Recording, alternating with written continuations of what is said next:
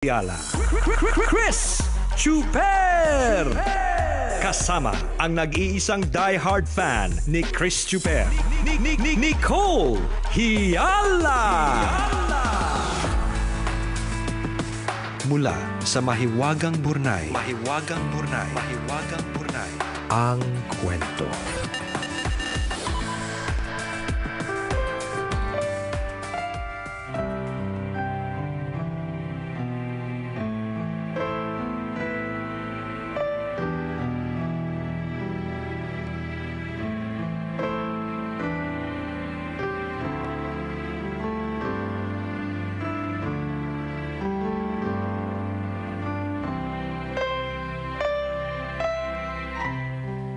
Dear Nicole and Chris, itago niyo na lang ako sa pangalang Weng.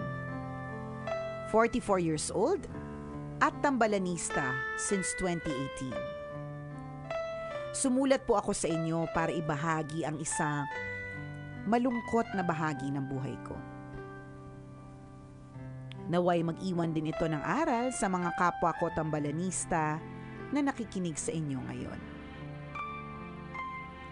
Second year college ako nang maging boyfriend ko si Jojo. Kumukuha ako ng kursong turismo noon, siya naman engineering. Madami kaming plano. Magtatapos kami ng kolehiyo at kukuha siya ng board exam. Magpapakasal kami at bubuo ng pamilya. Batid naming dalawa na gusto naming makasama ang isa't isa habang buhay. Hindi ko makakalimutan ng taon tambalan. Birthday ng tatay ko. Kasama ko si Jojo sa bahay. 7 taon na kaming magkasintahan noon at parehas ng nagtatrabaho. Hindi naman kalakihan ng sweldo pero masaya kaming simula ng mga pangarap na matagal na naming binuo. Nung araw na yon, ipinakilala sa akin ng mga magulang ko yung doktor na anak ng malapit nilang kaibigan. Simula noon, palagi nang nasa bahay namin yung doktor. Kung ano-ano ang dala. Minsan, lutong pagkain na galing sa sosyal na restaurant. Minsan naman, prutas. Hindi ako interesado sa kanya kaya hindi ko kinakausap. Hindi nagtagal, sinabi ng tatay sa akin na ipapakasal nila ako sa doktor. Tumanggi ako dahil maliban sa kadahilan ng si Jojo ang gusto ko mapangasawa, 11 years ang tanda sa akin ng doktor. Simula nung araw na yon, kinuha ng mga magulang ko ang telepono ko. Pinag-resign ako sa trabaho at pinagbawalang lumabas ng bahay. Pumunta si Jojo sa bahay para kausapin ako pero hindi siya pinapasok ng mga magulang ko. Sinabihan siyang huwag nang makipagkita sa akin kahit kailan. Dumating ang araw ng kasal ko sa taong kailanman ay hindi ko minahal. Nagkaroon kami ng 2 anak na hindi bunga ng pagmamahalan. I felt dirty at awang-awa ako sa sarili ko. Sinubukan naman ng asawa ko ang lahat para matutunan ko siyang mahalin. Pero wala talaga akong maramdaman kung hindi puot at pagkamuhi. Pakiramdam ko, sinira niya ang buhay ko. Dahil sa kanya, nawala ang nag-iisang taong pinakamamahal ko. Sa loob ng halos 2 dekada, nag-suffer ako mentally at emotionally. Pakiramdam ko, kailangan ko nang tapusin ang ilang taon kong paghihirap. Malalaki na ang mga anak ko, 18 years old na yung panganay, at 13 years old na yung bunso. Kinausap ko sila at humingi ako ng tawad dahil nagdesisyon na akong makipaghiwalay sa tatay nila. Sa ngayon, on process na ang legal separation namin ng ama ng mga anak ko. Sa wakas, naintindihan ng lalaking pinakasalan ko ang miserableng buhay ko sa piling niya. Tumutulong siya ngayon sa mga gastusin kaugnay ng aming hiwalayan. Yung mga magulang ko naman humingi ng tawad sa akin at pinatawad ko na rin sila. Magkaibigan kami ni Jojo sa FB. Nag-message siya minsan pero ayoko at at hindi ko na binasa. May asawa at anak na kasi si Jojo at kitang-kita ko kung gaano kasaya ang pamilya niya. Ayoko namang makasira pa. Natutunan ko na habang may buhay, hindi pa huli para itama ang mali. Hanggang humihinga, pwede ka pang magsimula muli. Palaging may pagkakataon para maging masaya, kaya huwag mong piliing manatili sa dusa. Natutunan ko ding magpatawad.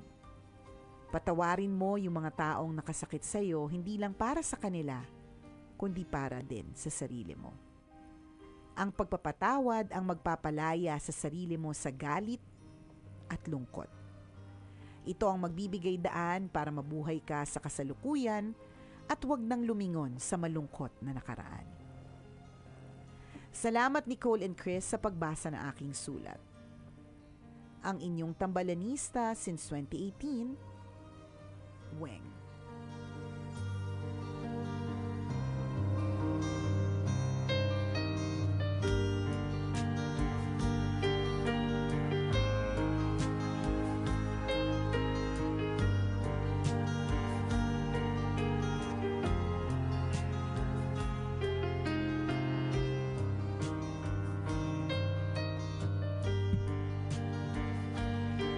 Hi, Weng! Ayan. Dun sa last paragraph ng kwento mo, nandun na lahat ng lesson. So, okay na po. Pakibasa na lang po pag pinost na namin. Pwede nyo i-quote and quote para maalala nyo lagi. Pwedeng i-tweet, pwedeng i-threads. Yeah. Kung ano mang gusto nyong gawin, go. Pwede nyo ilagay sa tabi ng picture ninyo. Di ba ganun yun? Pag may quotation, may katabing picture, ganyan. Di ba? Pero, okay, ipa-frame mo, pwede lagay mo sa wall ng bahay Oo. ninyo para maalala mo, di ba? Araw-araw, mayat-maya. Correct. Yung mga lessons na in-impart sa atin ni Weng. Alam mo, talagang dito mo makikita kung gaano kahaba yung kayang tiisin ng isang tao, no? Ang tagal niyang nagtiis, ang tagal niyang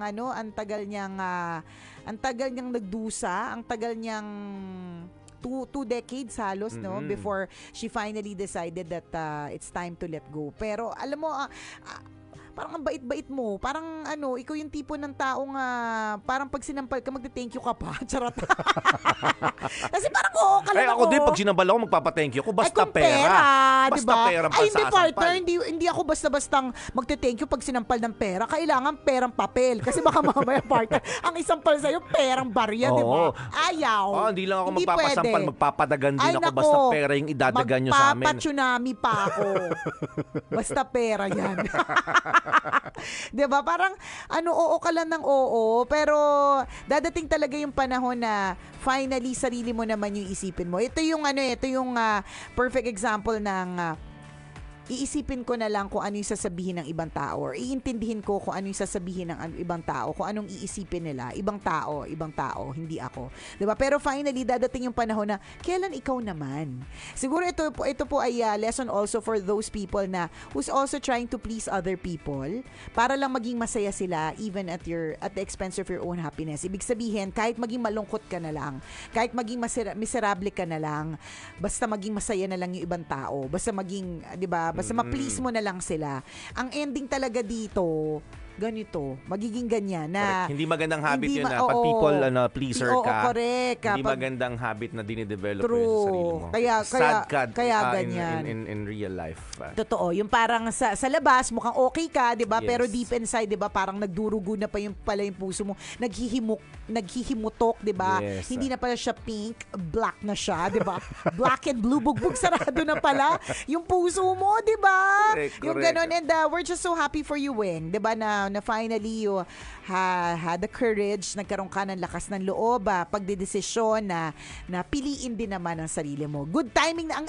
Kaya ako sinabing ang bait mo kasi tiniis mo muna yung lahat. Kasi at least sinintay mo munang medyo lumaki yung mga anak mo. May ganun kang iniisip mo pa rin sila sa gitna ng lahat. Kahit ang lungkot-lungkot mo na, sila pa rin yung iniisip mo, 'di ba? Na yung mga ganyang klaseng mga eksena, merong kapalit na afam yan. Charot. Meron kapalit na yan. May naghihintay na mas malaki. Oo. Afam, sabi mo, di ba?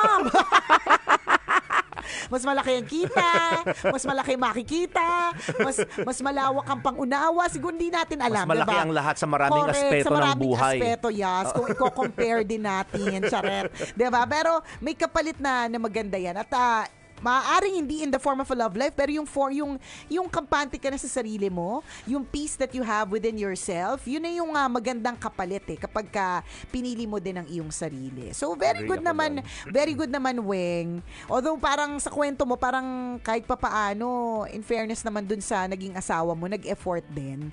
Talagang ikaw lang talaga yung sarado yung puso mo. Or hindi din namin alam kung anong kwento kung ba't hindi mo rin siya natutunang mahalin. Kasi 'di ba, minsan matututunan mo ring mahalin yung isang tao Pero hindi namin alam kung bakit hindi mo natutunan talaga siyang mahalin. Totoo. Yun talaga. Choice mo naman yan. Komplikado talaga ang life. Totoo yan. Ito yung sinasabi natin mga kaibigan, no? Maging maingat tayo sa pagdedesisyon natin.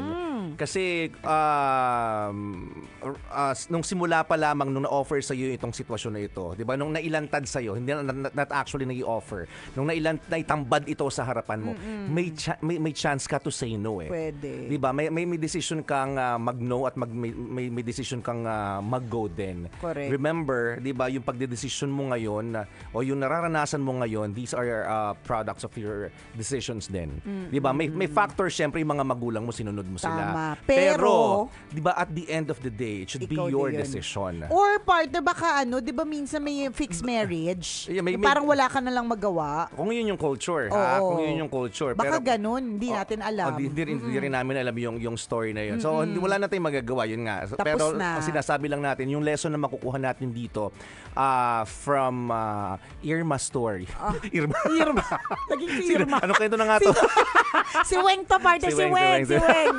Si Weng to. Diba, ang makukuha natin sa kwento ni Weng, maging maingat po tayo sa pagdedesisyon. Kung papasok ka sa isang desisyon na sa tingin mo ay alanganin, half-hearted ka, you are not 100% sure, 'di ba? Huwag kang papasok sa desisyon na 'yon. Yan. Para lang sa sitwasyon na 'yon. Correct. At saka para lang sa ikaliligayan ng iba. Correct, totoo 'yun. Huwag kang papasok doon kasi ikaw yung magsasuffer in the process. Paano kung ganito tumagal 20 years? So ito yung sinasabi natin. Ngayon kung nandito ka na naman, nakapasok ka naman, 'di ba? Pumayag ka. Dapat kakitaan mo rin ng maganda. Tama. Diba? You have to see good in every situation. Yun dapat mong i-practice practice sa sarili mo. Ano yung pwede mong kakitaan dito, Weng? Halimbawa, nagkaroon ka ng anak. These are joys, blessings. Bundles of joy. Blessings ito from the universe. Pag nakita mong lumalaki yung anak mo, ipagpapasalamat mo din yan Diba? Na parang, ay, mas swerte pa rin naman ako. Tapos pangalawang pwede mong kakitaan, totoo yun. Walang ginawang masama sa'yo yung asawa mo. Tingnan mo nga, legally tumutulong pa. Yes. Hindi siya yung parang, parang pahirapan kita, yung mga ganon. Diba? So pwede mong kakitaan yun, no, ng kagandahan pa rin yung nangyayari sa atin. But then again, nag-decide ka na to file a legal separation. So in this case, ang magandang mong tingnan naman ngayon is maging excited ka to look parang forward to something for something new. Na for you naman, 'di ba? Kasi for the longest time it has always been for other people. Yes. For your family, for your magulang, and then for your naging husband and for your kids. And this time, excited. Excited tayo. Ma-excite ka naman doon. Naku, baka mamaya, parte, makita natin, parte, nagmumotor, di ba? Siklista na pala. Nag-drive ka ng aeroplano bigla. Correct, di ba? Hindi natin masasabi.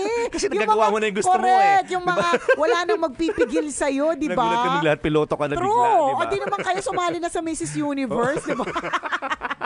Hindi namin. Kumbaga, sky's the limit. Yan, di ba? Nabigyan ka ng ng chance to spread your wings. Correct.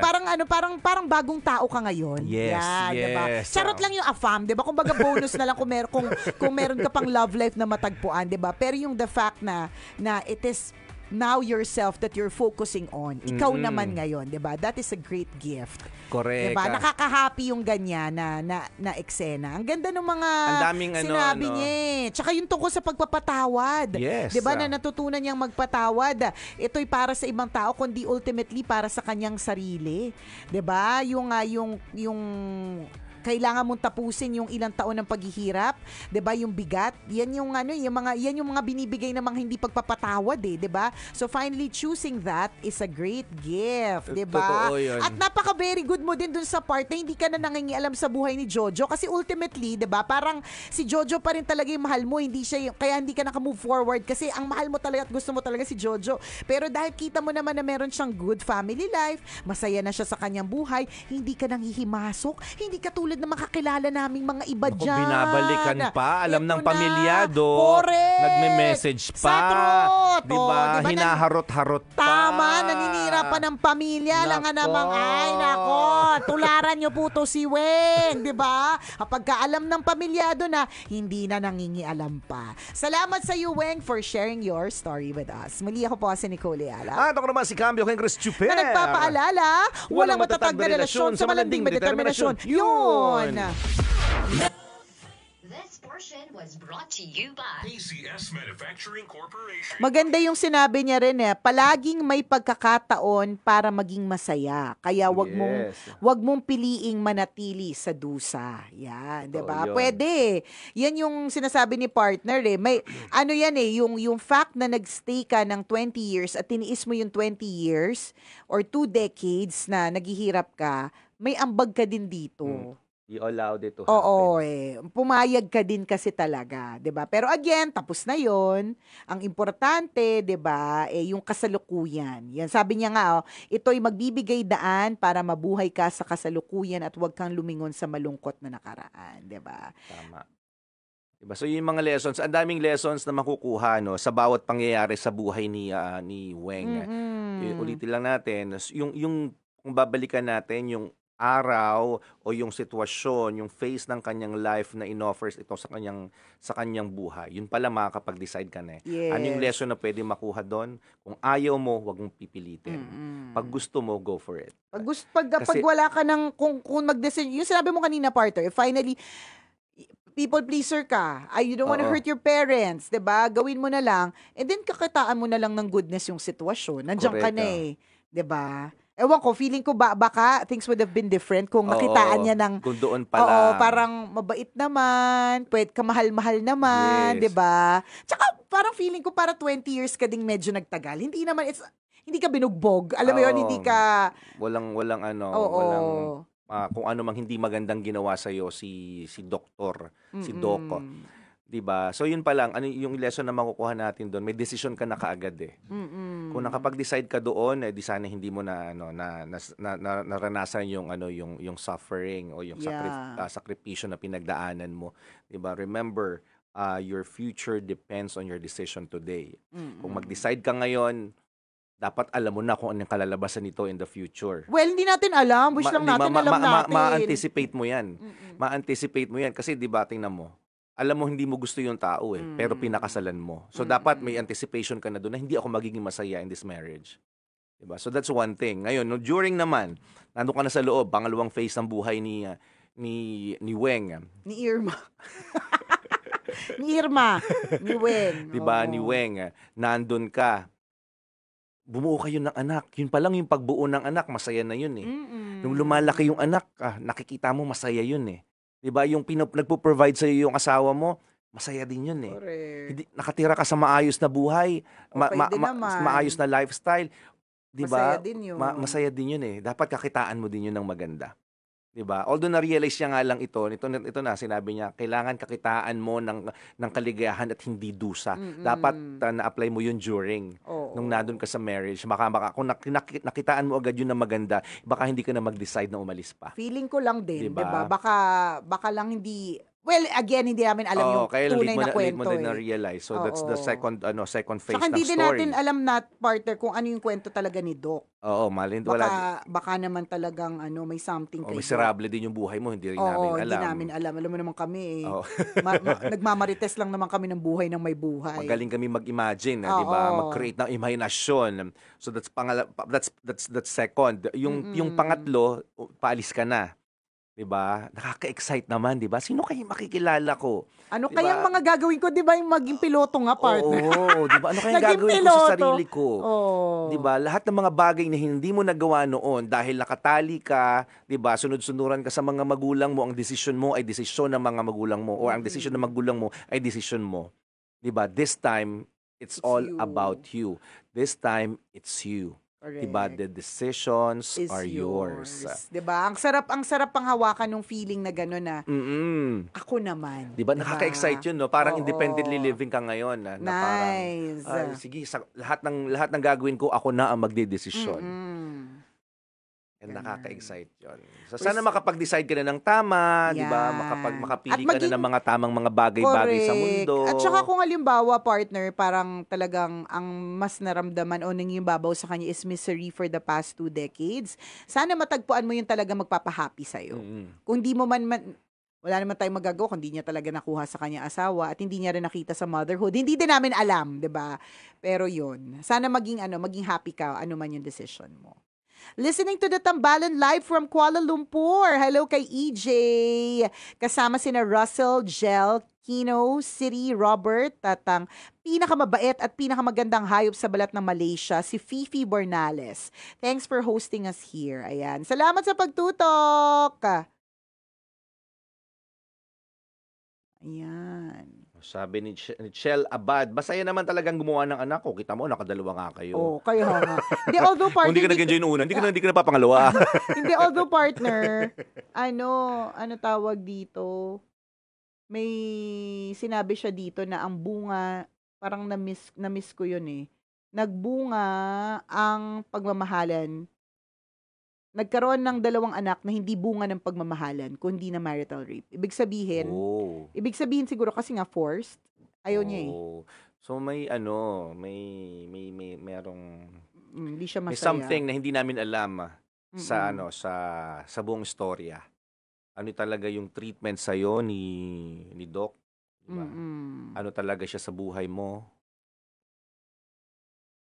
So yun. Basta piliin ang sarili. Yan ang eksena for today. Pinipili niya ang kanyang sarili. Tama yan. Okay. Yan. Sabi ni Benny de la Cruz, welcome to Team Afamista. Team Afamista pala kayo, Ate Weng, sabi niya. Why not? Stephen Alava, listening from the city of cool weather, warm people, Malaybalay, Bukidnon. Shout out, watching from Occidental Mindoro, si Marbs Mabakyaw. Hello kay Carlo Villano. Good morning. How are you? Makeup, hair soon. Hello kay Doc Bless Fami Villanueva. Alam mo, partner, na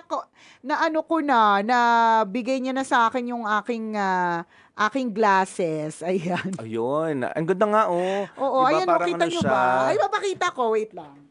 Parang ano siya, anong tawag dyan? Thank you, Doc Bless. Blessy, you're so blessed. Nicole is so blessed because of you. Thank you for your generosity. Pakita mo nga ang pangmalakasang Pangmalakasan kong eyeglasses. Varilux Comfort, Yan. Uy, ang ganda. Para Asa kang matalino. Ang ganda. Yan. Para Meron kang si Dapat daw kita pa rin ang kilay. Ganon, sabi ni Doc. Hi, Doc Bless! Thank you very much. So, para lang to sa pagbabasa ko at pagsi-cellphone. Ganyan. Ang linaw ng lahat. Ganyan. Ang ganda niya. Thank you, Doc Bless! Of Ayan, Optic View dyan sa Naik. Ayan. Naik Cavite. Gusto niyo magpagawa din ng ganyan magagandang salamin, punta kayo sa clinic ni Doc Bless. Magpagawa agad kayo 3 pares. Correct. Yan. Naglilima, ganyan. So, ngayon, hindi ko na kailangan ilayo to para mabasa ko yung for the relief of acute and chronic disorders of the buccal and pharyngeal cavities. Store at temperatures not Ay, ang exceeding galing, 30 nakakabasa degrees. ka na. Congratulations, Nicole, nakakabasa ka na.